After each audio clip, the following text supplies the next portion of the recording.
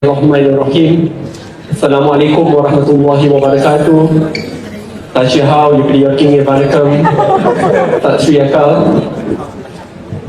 Pada petang ini saya berucap bukan sebagai ahli parlimen ataupun pembahas, tetapi saya berucap sebagai seorang lelaki yang paling bertuah di bumi. Korang semua dapat tengok tadi depan depan. Saya terpaksa tengok dalam kereta saja.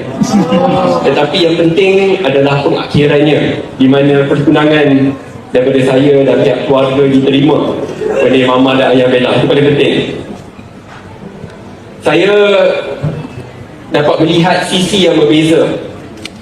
The most exceptional, talented Iron Lady Bella Skida.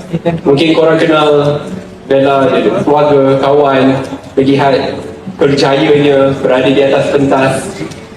But I'm privileged to see a different side of Bella.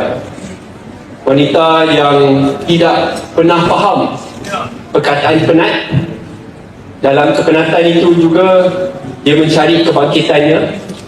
Dalam kejatuhan itu juga dia mencari jalan yang tersendiri untuk terus bangkit ke atas. And I think that's what makes Bella truly special.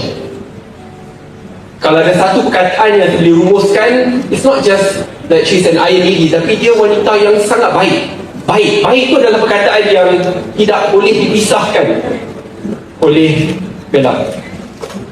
Dia baik kepada keluarganya, ibu bapanya, kepada keluarga saya, adik-beradik.